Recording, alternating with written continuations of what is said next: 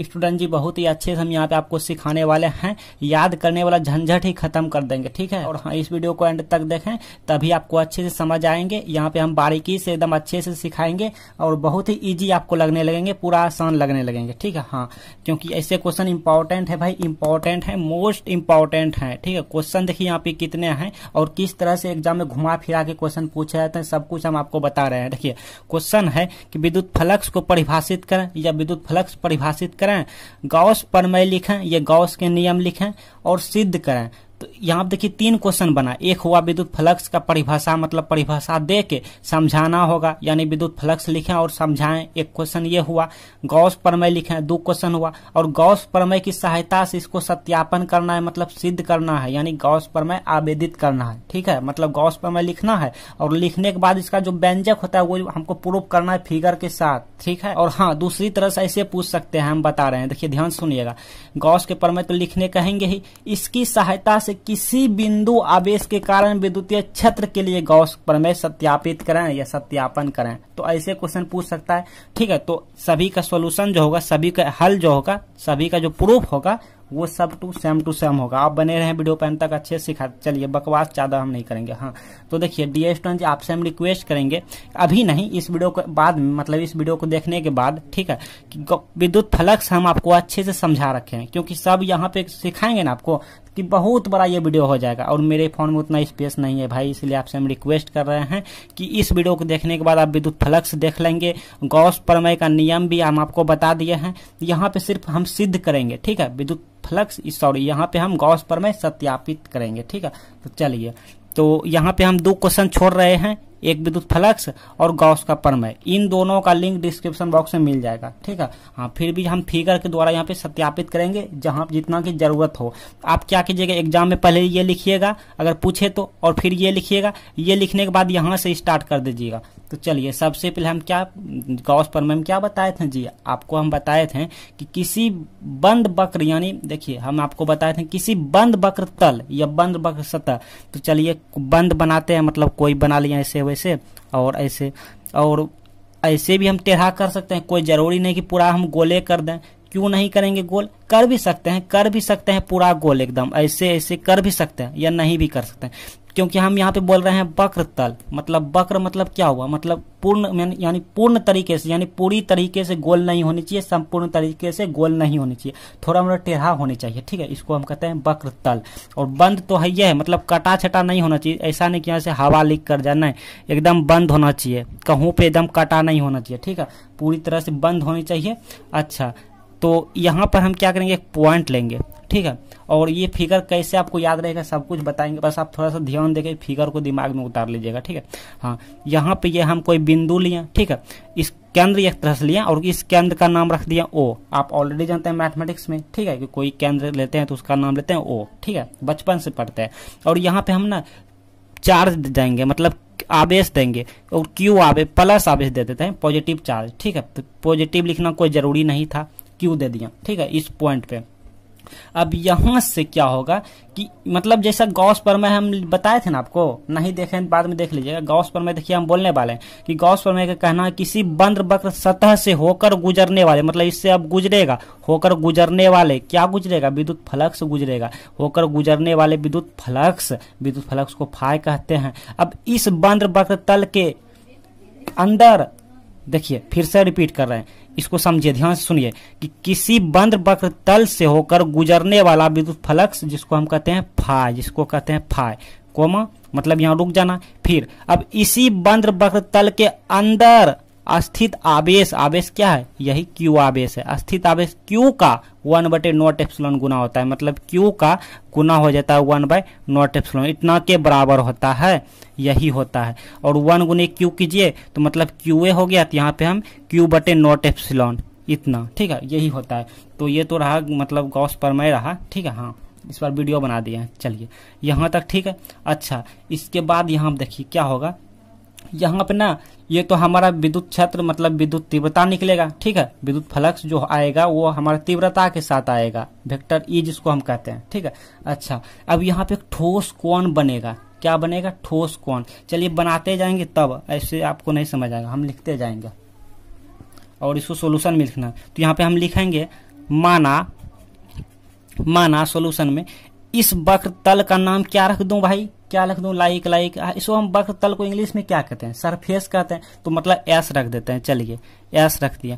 माना एस जो है, एस एक क्या है, बंद वक्र तल है, यानी बंद वक्र सतह है। ठीक है, बंद वक्र तल बोलिए, सतह बोलिए, है। एस क्या है भाई, ये वाला हमारा क्या है, गोलका जो देख रहे हैं, ये टेरका गोलका, ये क्या है, ये हमारा एक बंद वक्र तल है। सच में बंद, देखिए कहीं पे खुला है क्या, कहीं पे खुला नहीं है। ठीक है, हाँ बंद है। ओके, वीडियो थोड़ा लंबी हो सकता है, अच्छे से सिखाएंगे आपको ना, तो बने रहे वीडियो पे अंत तक भाई, बने रहे। अच्छा, और यही वाला बहुत स्ट्रेंजिंग जो है माथा पच्ची होता है कि ये वाला बरकाऊ लिखा देता है, अरे भाई ये नहीं समझ आया, तो हम ऐसा बिल्कुल भी नहीं करेंगे। हम देखिए आपको सिखाते जाएंगे कि माना एस एक बंद वक्र तल है। बताओ मुझे यहाँ तक किसी को दिक्कत हुआ नहीं ना, कि सच में एस एक यानी बंद वक्र तल है, कहीं पे कटा छटा नहीं है, मतलब इसे पूरा बंद है। ठीक, ओके, यहाँ तक क्लियर। कोमा दे दीजिए या नहीं भी दे सकते। अच्छा, जिसके कारण, जिसके अंदर, कारण है जिसके अंदर ओ बिंदु पर, देख रहे हैं यहाँ पे, इसके अंदर क्या है, ओ बिंदु कहाँ है, बाहर नहीं है ना जी, अंदरे में है। जिसके अंदर ओ बिंदु बस थोड़ा यहीं पर समझ लीजिए ना, उसके बाद तो प्रूफ करना आसान है। हाँ, जिसके कारण ओ बिंदु पर, बताइए मुझे ओ बिंदु पर क्या है। आप देख रहे हैं ओ बिंदु पर क्यू है।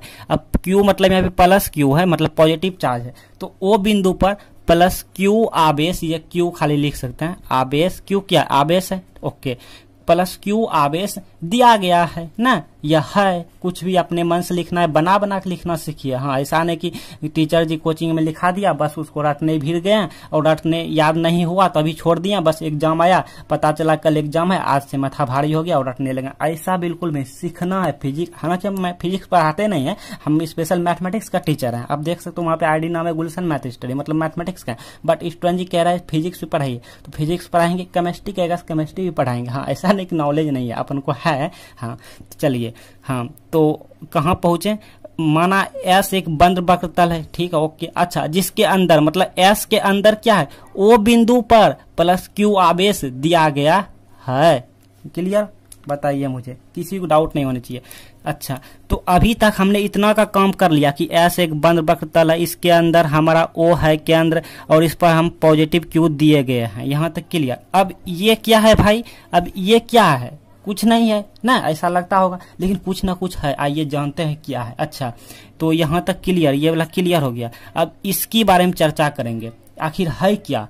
अच्छा, अब बिंदु यहाँ लिखेंगे। अब बिंदु कहाँ है, बिंदु यही है जी, इसका नाम बिंदु रखे हैं। बिंदु का नाम क्या रखे हैं, ओ। जैसे मेरा नाम क्या है, गुलशन, तो इसी तरह बिंदु का नाम है, मतलब ये आदमी का नाम है ओ, मतलब बिंदु का नाम है ओ, बस। ठीक है, हाँ, तो बिंदु ओ से आर दूरी पर, यहां से लेके यहां तक हम आर मान लेते हैं। बिंदु ओ से आर दूरी पर, दूरी है तो डी भी मान सकते हैं, कोई जरूरी नहीं आर ए मानिए, डी भी मान सकते हैं। बिंदु ओ से आर दूरी पर ज्यादा नहीं है, बस थोड़े का है।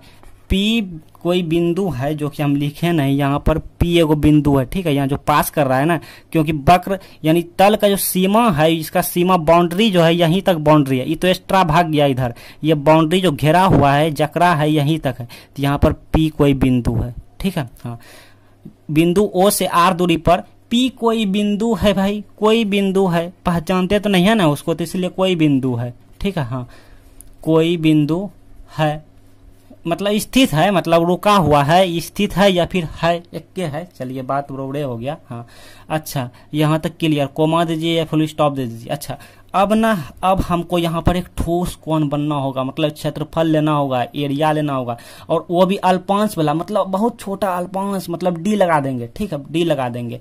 तो यहाँ पर हम इस तरह से लेंगे, इस तरह से, एक ऐसे ले लिया और एक ऐसे ले लिया। आर तो हमारा छिप गया हो, आर हम कैसे लिखूं, लाइक आर जो है ना यहाँ पर लिख दूं आर, चलिए हो गया काम, इस तरह से। और यहाँ पर जब इस तरह से कोण भी बनेगा, हाँ ऐसे देखिए, गिजमिज ना हो जाए फिगर बाय, डर लगता है, इस तरह से कोण बनेगा।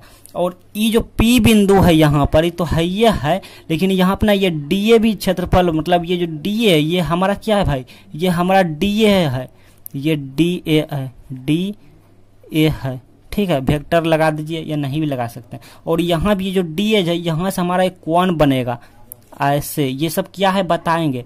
और ये हमारा डी ए है, ठीक है, ये सब क्या है बताएंगे। यहाँ पर एक कोण बन जाएगा, यहाँ पे थीटा बन जाएगा, कोण थीटा डिग्री बनेगा, ठीक है। ये थीटा है, मिट गया, ये थीटा है। देखना यार वीडियो बहुत बड़ा ना हो जाए, दिक्कत होगा हमको। अब ये अल्पांश डीए जो है, ये अल्पांश डीए जो है, ये अल्पांश डीए के क्षेत्रफल, ये क्या है, क्षेत्रफल है, डीए क्षेत्रफल वाला, यानी अल्पांश डीए क्षेत्रफल के कारण सतह के अंदर, सतह क्या, ये वाला सतह है, लेकिन अब जो ये वाला इसको देखना, ये तो संपूर्ण सतह हो गया, लेकिन फिलहाल इसी के क्षेत्रफल, मतलब इसी को जो यहाँ से यहाँ तक जो क्षेत्र लिया है, इसी को देखना है।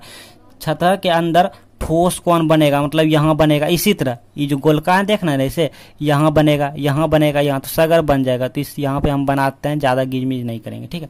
और ये ठोस कोण का हम संकेत क्या, मतलब ठोस कोण को हम शॉर्ट में क्या कहते हैं, डी ओमेगा कहते हैं, डी ओमेगा कहते हैं, ठीक है, ठोस कोण को। अच्छा, तो आगे बढ़ते हैं, बस वही लिखेंगे जो बोले कि अल्पांश, अल्पांश बहुत ईजी है, अल्पांश डी ए के कारण, डीए के कारण ही बना, अल्पांश डीए के कारण तल के अंदर या सतह के अंदर, सतह के अंदर बनने वाला या बनने वाला, हाँ बनने वाला या बनाने वाला, बनने वाला ही सही है, क्योंकि जब ठोस कोण आएगा डीए अल्पांश तो उस क्षेत्रफल वाला तो आप बनने लगेगा, ठीक है। बनने वाला ठोस कोण, कोण यानी डी ओमेगा, ठोस कोण को डी ओमेगा कहते हैं, यानी डी ओमेगा है या डी ओमेगा बन रहा है, ठीक है, कुछ भी लिख सकते हैं यार। अच्छा, बस इतना ही था, इतना एग्जाम में लिखना है, अब हम प्रूफ करेंगे। हाँ, तो देखिए, माना एस एक बंद वक्रतल है, ध्यान समझिए, माना एस एक, या मान लिया कि एस एक बंद वक्रतल है, सच में यार बंद वक्रतल है, इसका नाम एस रख दिया, ये पूरे गोलका का, पूरे मॉडल सिस्टम का, जिसके अंदर ओ बिंदु पर, मतलब इसके अंदर ओ बिंदु पर प्लस क्यू दिया गया है। अच्छा, इसके बाद बिंदु ओ से आर दूरी पर, यहां से लेके यहां तक कितना दूरी है, आर है, यहां से लेके यहां तक आर दूरी है, बिंदु ओ से आर दूरी पर कोई बिंदु पी स्थित है या पी है, ओके। हाँ, अब अल्पांश डीए के कारण, अब ये डीए वाला आ गया, ऐसे गोलका वाला ये जो दिख रहा है, अल्पांश डीए के कारण, यानी डीए क्षेत्रफल के कारण, अल्पांश डीए क्षेत्रफल के कारण सतह के अंदर, ये जो सतह है इसके अंदर, यहाँ पर क्या हो रहा है, यही सतह है जी, इसके अंदर, बाहर नहीं, बाहर नहीं, यहीं तक सीमा है। अब यहाँ पे, यहाँ पे, यहाँ पे ठोस कोण बनेगा, ठोस कोण डी ओमेगा जिसको कहते हैं, बस यहाँ पर हो गया डी ओमेगा। अब लिखेंगे, अतः अब हमारा काम शुरू होने लगा है प्रूफ, यानी मैथमेटिक्स वाला। अतः कूलम्ब के नियम से या कूलाम के नियम से, बहुत सारा कहते हैं सर कूलाम होता है, कूलम्ब नहीं होता कहते हैं, बट इंग्लिश को कहते हैं कूलम्ब, तो हिंदी में हम लिख लेते हैं कूलम्ब, कूलम्ब, ठीक है, ये भी सही है जी। हाँ, अतः कूलम्ब के नियम से, और हम बार बार कूलम्ब के नियम आपको पढ़ाए हैं, जब पढ़ा रहे थे, हाँ प्लेलिस्ट पे जाकर वीडियो देखा कीजिए, कूलम्ब इंपॉर्टेंट है। अतः कूलम्ब के नियम से हम कहेंगे विद्युत तीव्रता, विद्युत तीव्रता क्या होगा भाई, कूलम्ब के नियम से विद्युत क्षेत्र की तीव्रता ये बोलिए या फिर विद्युत तीव्रता बोलिए, ठीक है। आई रिपीट, विद्युत, अतः कूलम्ब के नियम से विद्युत क्षेत्र की तीव्रता या विद्युत तीव्रता ई बराबर, ठीक है, ई बराबर क्या होता है, 1/4 पाई नॉट एप्सिलॉन इंटू यहाँ पर हो जाता है क्यूब बाय आर स्क्वायर, ये होता है कूलम्ब के नियम से विद्युत क्षेत्र की तीव्रता। आप देखिएगा, नहीं तो कूलम्ब के नियम में देखिएगा ये वाला, ठीक है। इसको इक्वेशन 1 मान लेते हैं, मानना कोई जरूरी नहीं था, बट मान लेते हैं बिकॉज इसकी जरूरत हो सकते हैं, ठीक है, हालांकि ई इक्वल टू है। हाँ, अब इतना हो गया, इतना क्लियर ना। अब हम चूंकि अब अल्पांश में आएंगे, चूंकि अल्पांश डीए क्षेत्रफल, डीए सतह, डीए सतह कहाँ है, ये भी दिखाएंगे, डीए सतह से घिरे, बहुत ईजी है, एक बार प्रैक्टिस कर लीजिएगा जी, मैथमेटिक्स प्रैक्टिस वाला चीज है। अतः डीए क्षेत्रफल से, ये अतः डीए सतह से या तल से घिरे विद्युत फ्लक्स, और क्या चाहिए, विद्युत फ्लक्स, FLUX, घिरे विद्युत फ्लक्स, ठीक है। अल्पांश डीए सतह से या तल से घिरे विद्युत फ्लक्स निकालना है। तो विद्युत फ्लक्स क्या होता है, जब अल्पांश डीए सतह से घिरा होता है तो उस समय हमारा विद्युत फ्लक्स क्या हो जाता है, मतलब डी फाई बराबर, डी क्यों भाई, क्योंकि हमारे यहाँ पे घिरा हुआ है सतह से, मतलब डी सतह से घिरा हुआ है, तो इसीलिए डी फाई बराबर ये फॉर्मूला हो जाता है जब हम विद्युत फ्लक्स पढ़ा रहे थे। हाँ, आप नोटिस कीजिएगा, तो यहाँ पे हो जाता है, क्या हो जाता है, vector E dot vector DA हो जाता है, ठीक है। हाँ, ये हो जाता है vector E dot vector DA, और इसको हम तोड़ेंगे, आप तो माहिर हैं वेक्टर में, हम खुद पढ़ाते हैं मैथमेटिक्स में। तो ये हो गया E और डॉट प्रोडक्ट है तो E DA cos theta, cross में होता है मतलब क्रॉस प्रोडक्ट रहता है तो साइन थीटा हो जाता है, ठीक है जी। हाँ, तो D5 बराबर हो गया E DA cos थीटा, ठीक है। तो इसको हम इक्वेशन 2 मान लेते हैं, D5 बराबर E DA और यहाँ पे इंटू कॉस थीटा, इसको इक्वेशन 2 मान लेते हैं। चलिए ये वाला समझ आया जी। देखिए आप सोच रहे होंगे DA सतह से घिरे विद्युत फ्लक्स ये कैसे होगा, तो ये एक फार्मूला होता है, मतलब इसी का है। फिर भी आप सीखिए, दिखा रहे हैं आपको कि मन यहाँ पे जगह है मेरे में, बना लेते हैं, ठीक है। मान लीजिए ये वाला हमारा क्या है, ये वाला हमारा है DA, मतलब घिरा जो है क्षेत्रफल, जिसको हम DA नाम दिया है। आप देख सकते हैं यहाँ पर, आप देख सकते हैं एक बार, यही D है, ये जो D है ना, यही वाला यहाँ पे D है। यहाँ पे 2 निकला है, एक इधर गया है। अच्छा, तो कहाँ गया है, ये है, यहाँ पे एक इधर गया, ये हमारा वेक्टर E जिसको कहते हैं, और एक यहाँ पे गया है जिसका नाम DA रखा गया, और यहाँ पे कौन बन रहा है, थीटा, यही वाला थीटा यहाँ पे आया। तो यही हो गया कि अल्पांश DA सतह से घिरे विद्युत क्षेत्र फ्लक्स, ये जो DA सतह से घिरा हुआ है ना यहाँ पर अल्पांश से, तो यही इसलिए यहाँ पे D5 बराबर हो गया vector E dot vector DA, ठीक है। तो इसको हम डॉट प्रोडक्ट किए तो हो गया, ये आप जानते हैं यहाँ से, ठीक है। हाँ, यहीं से निकला, यहाँ से। तो अब कुछ नहीं, बस हो गया है। अब देखिए यहाँ पे समीकरण 2 में, समीकरण 2 यहाँ है और E का मान निकाल के रखे हैं ये वाला, तो 1 का मान रखने पर, आई मीन E का मान रखने पर, तो ये हो गया हमारा D5 इक्वल टू E का मान यही वाला है कि 1/4 पाई नॉट एप्सिलॉन इंटू Q/r², और यहाँ पे है इंटू DA cos थीटा। तो यहाँ तक आप नोट कीजिए, ठीक है। इसको हम अच्छे से लिख लेते हैं। और आपको पता है D ओमेगा बराबर क्या होता है फार्मूला जी, D ओमेगा बराबर होता है DA cos थीटा बटे r²। तो DA cos थीटा बटे r², बाकी Q यहाँ कर लेते हैं, तो Q बटे हो गया 4 पाई नॉट एप्सिलॉन इंटू ये हो गया हमारा DA, मतलब Q को यहाँ कर लिया, और ये DA cos theta, DA cos theta अब बटे r² कर लिया, बटे r²। यहाँ तक आप नोट कीजिए ना। लुक, आपने यहाँ तक नोट कर लिया, इसी को हम मिटा के ना यहाँ पे नोट कर लिया, ठीक है। यहाँ पे अब आप यहाँ से देखिए, देयरफॉर D5 इक्वल टू, अब यहाँ पे Q/4 pi not epsilon, but यहाँ पे क्या इतना इक्वल टू हमारा क्या होता है, ओमेगा हो जाएगा, सॉरी D ओमेगा होगा, ठीक है। इतना इक्वल टू D ओमेगा होगा, इतना इक्वल टू होता है ठोस कोण, ठीक है। ठोस कोण में हम बताए थे, तो बहुत पहले बताए थे, तो इतना इक्वल टू हो जाता है D ओमेगा, तो अब इतना इक्वल टू हो जाएगा D ओमेगा। क्लियर यहाँ तक? अच्छा, बस यहीं तक हो गया। अब हम क्या करेंगे, अब हम लिखेंगे, अतः यहाँ पे लिख देते हैं पहले, तब जाके बताएंगे आपको। लिखेंगे अतः संपूर्ण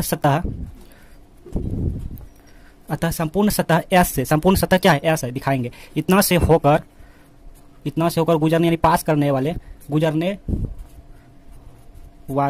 गुजरने वाले क्या विद्युत फ्लक्स से गुजर रहा है भाई, इलेक्ट्रिक फ्लक्स, यहाँ पे विद्युत फ्लक्स, ठीक है।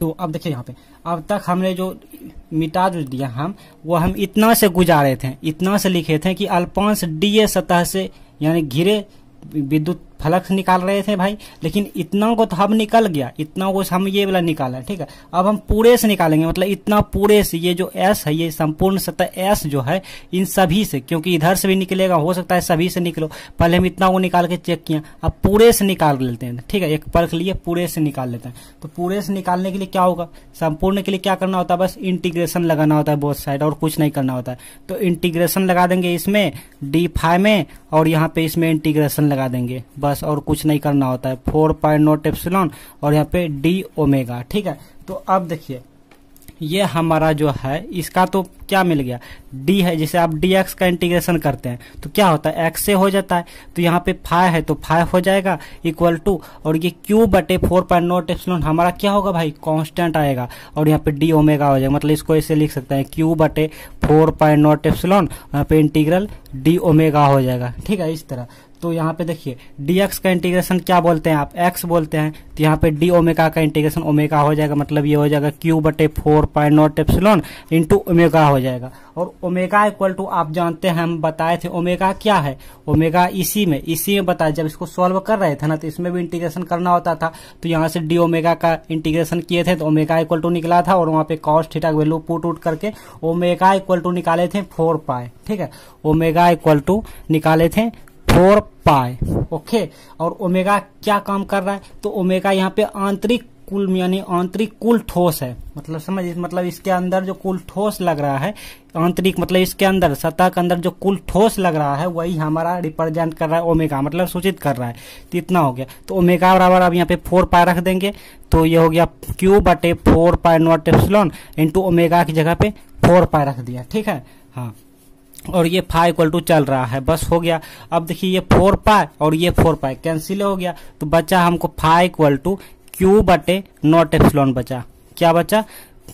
Q/नॉट एप्सिलॉन बचा। यही हमें प्रूव करना था कि फाई बराबर Q/नॉट एप्सिलॉन, जो कि गॉस प्रमेय का फार्मूला है, ठीक। यही है जी। देखिए गॉस प्रमेय क्या कहता है? गॉस प्रमेय कहता है किसी बंद वक्र सतह से होकर गुजरने वाला विद्युत फ्लक्स फाई उस बंद वक्र सतह के अंदर स्थित आवेश Q का 1/नॉट एप्सिलॉन की गुना होता है, मतलब Q का और 1/नॉट एप्सिलॉन का गुना के बराबर होता है। तो यही हमारा गॉस प्रमेय होता है।